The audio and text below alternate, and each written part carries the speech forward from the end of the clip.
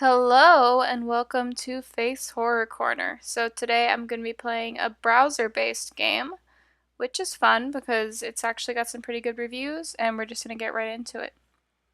Indices. This game contains themes and depictions of violence, death, body horror, chronic illness, grief, and dysfunctional relationships.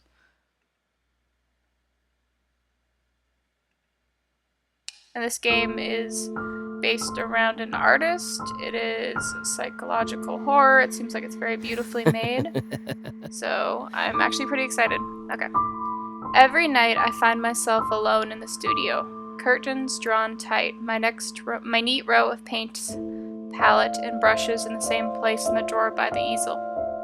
The canvas upon it sits, as always, unfinished. Marie's half-painted face frozen in silent song. It's laid out, as it always is when I awaken here. Marie is nowhere to be found. She must still be at the theater. Even when the curtains fall and the stage lights dim, the night is forever young to its star sopranos. I would always wait outside her dressing room, roses in hand, scores of other bright-eyed admirers spilling through the halls, though she alone was mine. And I was hers. It's cold, bitterly cold tonight, but still I draw the curtains and open the windows wide. There's a stench in the room, deep and damp and sickly sweet, that I can't ever seem to be rid of. Besides that, the fumes from the linseed oil make my head spin. Like every night, I measure out my paints, arranging the small dabs of color on my palette from lightest to darkest. Titanium white and cadmium cadmium yellow to corpse brown and lamp black. I wet my brush with oil and gently start mixing the pigments. It feels just a little bit like magic, watching them swirl and mix, forming new colors from old.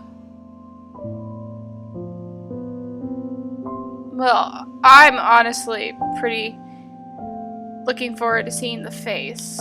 I have a feeling that I'm supposed to click hair, but I'm gonna go straight for the face. I mix a tone as warm as her cheeks as I envision Marie's sweet face in my mind's eye. Her lips like roses, the graceful turn of her nose, those eyes that glittered like stars under candlelight. It's no use. I can't focus. Her features are as blurred in my mind as the mess of oil and pigment smeared across my canvas. I sigh and scrape it off with a palette knife and mix a deep blend of black and red for the background instead. I apply my paint with a generous dab of oil, but it seems I didn't have to. The canvas is still wet from the last night and the night before. I must have painted and repainted the same background countless times. To say it's difficult to paint by lamplight, my muse nowhere in sight, is an understatement, of course. But lately, these nightly hours are the only time I find myself able to lift my brush. I stop every few strokes. Spirits, it hurts. I like the voice acting. I had joked that the pain that forced me away from the tailor shop meant that I could finally return to my paintings at the very least. I was never any good at humor. Marie had sensed my worries, consoled me sweetly in her voice that could charm stone to life. Oh, Sam, don't worry. I have roles lined up for months. Go ahead and paint. We can still live comfortably. It hurts, a small part of it did, beyond the physical, beyond the ailments, to seek her permission. To be unable to care for my darling the way I had when we were young, brimming with talent, but crushingly unknown. Oh yeah, that could be hard, huh? Well, she had been. I was, and still am, nothing. But perhaps, finally, it would now be my turn to bring my vision to the world. If only it didn't hurt so damned much. I wonder what the twist is gonna be here. Is he like painting with his own blood or something? Time passes, and I still don't manage more than a few strokes, a small patch of dark over an already wet canvas. So why is the canvas wet this long? Or perhaps time hasn't passed at all. The broken clock on the wall will suggest as much. Perhaps the seconds have lain still, the world outside unchanging, and I, the only thing that moves. Have I moved? Is repeating the same brushstrokes like a clockwork doll movement? I shiver and sigh. Perhaps sleep would be a better endeavor. Perhaps the next night will meet more success. I stand, setting aside my paints and palette, and slowly move to shut the windows. I stop. There, out in the front garden, barely lit by a street lamp, stands a figure that could only be Marie. I'm gonna get some water real quick. It'd be like a split second. It's right here.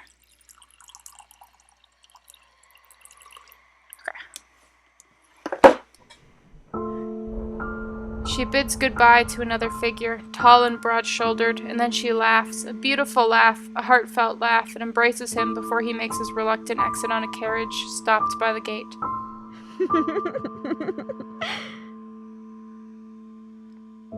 For a moment, I don't know what to think. A friend, a co-star, perhaps that amiable tenor, I can't pronounce things, she mentioned every now and then. I didn't see his face, but Marie's social circle had always eclipsed my own. It must be, but why would he come to our home? Why would she laugh that way? In the garden, in the midst of walking to the front door, humming to herself, Marie suddenly looks up. For a moment, her eyes go wide, and she blinks as if shaking herself from a daze. I instinctively step back from the windows. Perhaps it's guilt that makes me do so. Marie is finally home, and oh, I've missed her so. How could the first thing I think upon seeing my darling be the worst thoughts my mind could conjure? For the first time in many, many nights, I feel just well enough to leave the studio.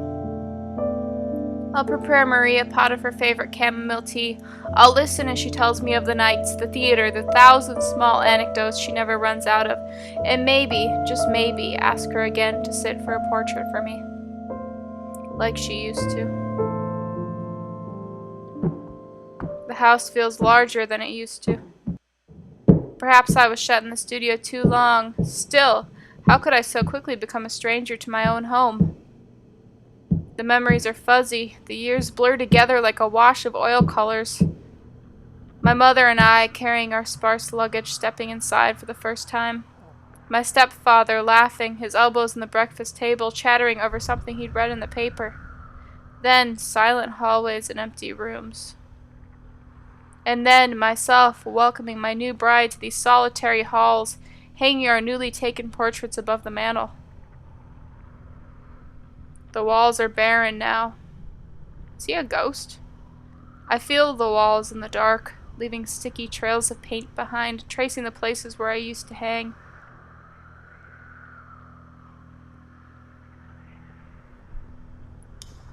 I go with paintings.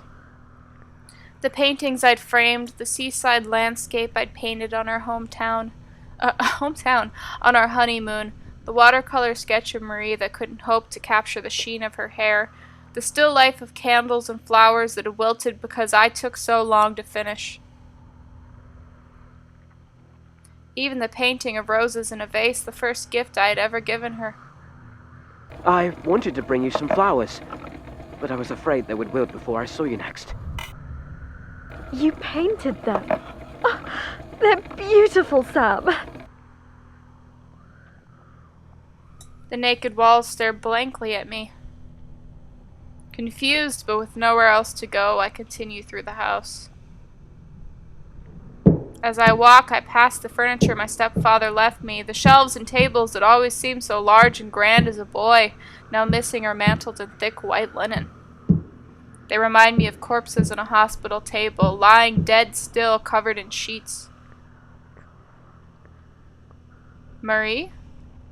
I try to call out, but phlegm blocks my throat. I cough long and drawn and wet, and then once more attempt to voice her name. Marie! It slicks off my tongue like a serpent uncoiling.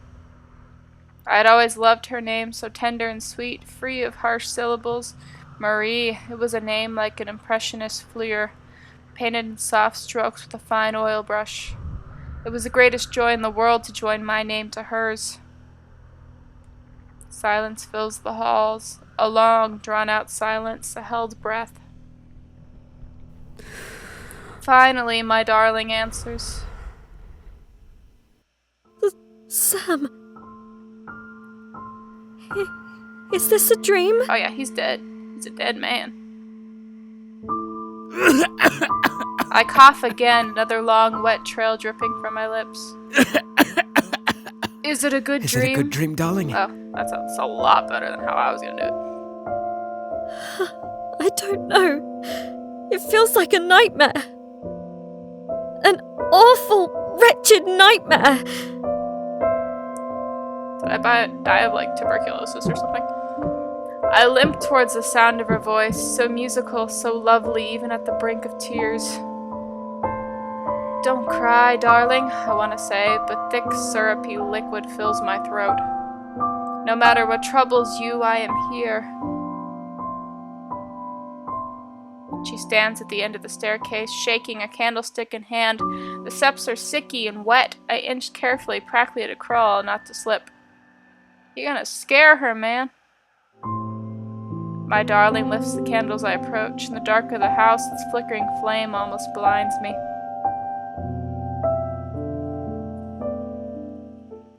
I don't see the expression on her face as she screams. Fell down the stairs.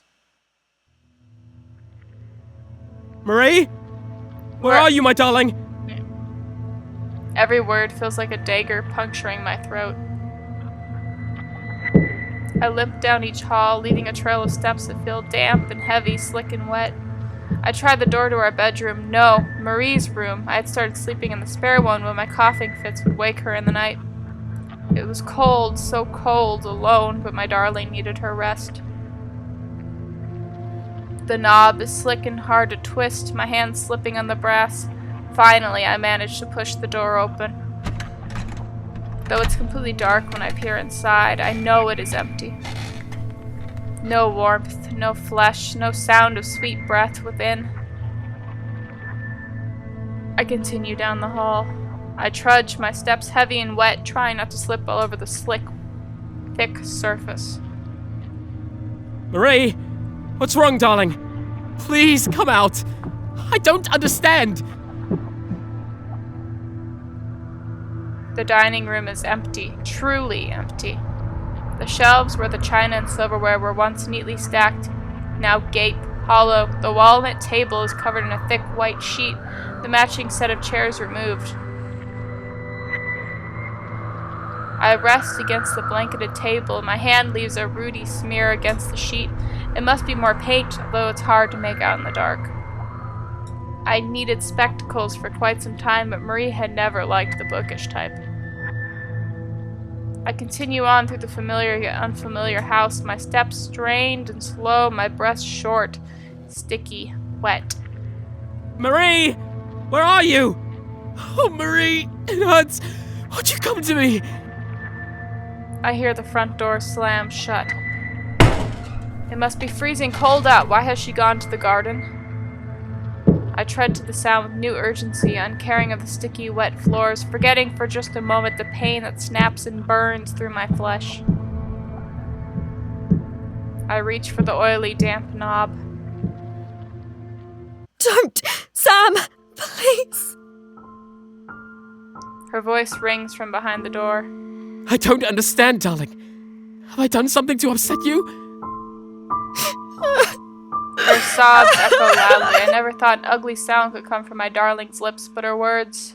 I love you, Sam. I always will. But I can't bear to see you like this. Please, I beg of you. Return to where you came. Oh yeah, we died of like You some old can't disease. be here. I've moved on now. So what if we just What? kill the other guy and turn him into a ghost? And then we have a ghost one-on-one. I think that's a solution. to be Return honest. where? Dearest, you aren't making any sense. Moved on. I'm your husband, Marie.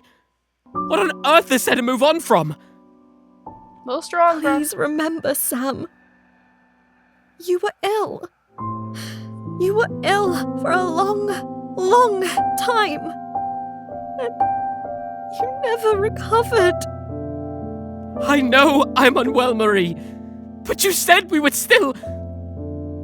Are you leaving me? Because I can't care for you anymore? Is that it? I think it's just because we're dead. You left me. You're dead, Sam. Mm-hmm. You've been dead for more than a year. If this is a joke, darling, it's a cruel one. Do you want me dead? Is that it? Am I better off dead to you? My darling does nothing but sob behind the door. How quickly I regret my words. Oh, if only I could see her face, look into her eyes, reassure her, and see that she loves me still. That's when you get an axe and you just whoop. Okay. I twist the knob with slick, oily hands. No! Don't come out! Please! On the other end, with a sharp gasp, my darling grasped the knob closed, pushing the weight of her small frame against the weathered wood. Don't come out!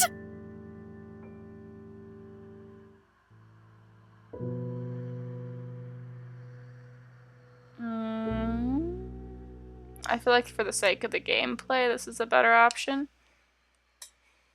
No. Not until you tell me what's going on. Are you leaving me, darling? After everything? I think we're gonna become a I vengeful need ghost you. now. I need you! My darling utters a sharp cry as the hinges groan against the frame, loosening her grip as she stumbles back into the cobblestone path. I instantly forget her sharp words as I limp towards her side. I feel like we're gonna hurt her by accident. so Marie, things are usually you go. alright? I'm so sorry. Stop it, Sam. I'll keep you alive. Every time I sing, I'll sing for you. I'll keep you in my song, in my art.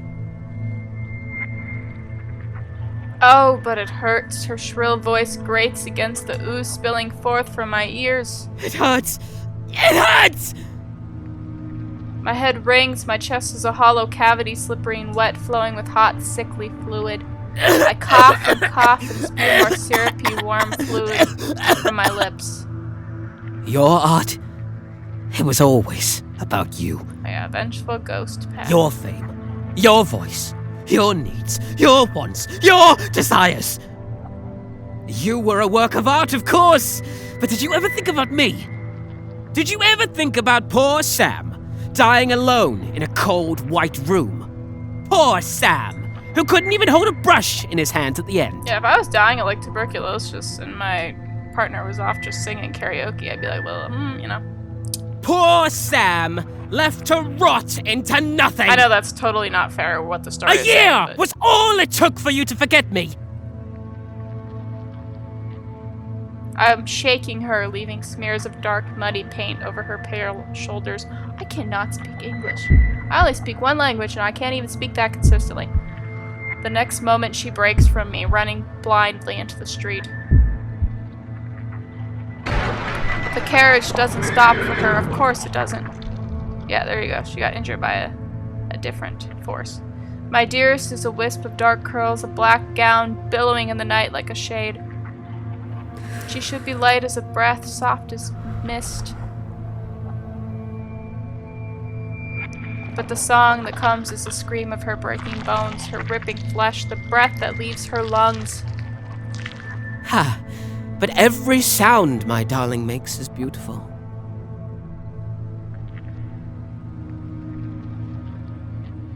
I scoop her mass of flesh and deep crimson hair in my arms. Her blood pools around me, syrup and dark, a color so deep no artist's pigment could hope to capture the purest scarlet or vermilion red, a dull stain in comparison. It is not Sam that I see staring back in the deep pool of our blood.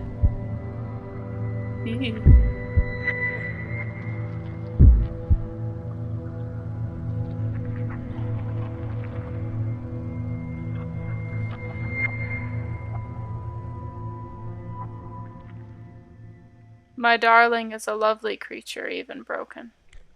I gently carry her up the steps, one slick, damp, crooked step at a time, setting her mass of jutted bone, of viscera and flesh on the velvet seat in my studio. The fabric soaks it deep, so very deep. It's dark as it is every night. I leave the lamps unlit, the windows shut tight. How strange the stench of linseed oil ever bothered me. After all, I no longer breathe. My darling sits still, ever so still, not a breath escaping her broken flesh. What a lovely model, oh, what a wonderful thing. All the more beautiful now that it surely hurts to sing. Oh, it is agony to hold a brush. It always does. But I can bear it. What the hell did that carriage do to us? After all, who can truly create without pain?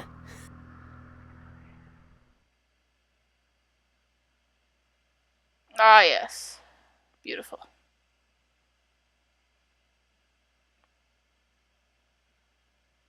Ending 1, Muse. Yeah, so I have a feeling that if I were to replay this and I did painted her hair first instead of her face, and then I let her go instead of taking the route that I knew was the dickish route, basically, I'm sure it would have probably not said Icon of Agony at the end. But as of now, obviously I'm not going to make this a 4-hour video. So I just want to say this was a really cool game. I think it was made with the Rempe engine. I used to play around with Rempe myself years ago. It's normally like, I feel like it's hard to make a horror game using Rempe, and this was made really well.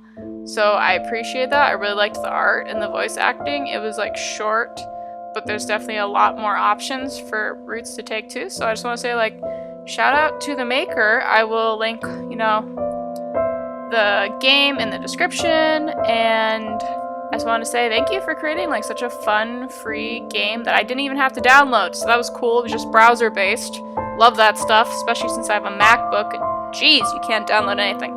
But if you're interested in seeing me play any of the other routes, just let me know. And thank you guys for watching. Sorry I haven't uploaded in so long. A lot of stuff going on. Good things, career changes, whatnot. And I will catch you all on the flip side. Peace.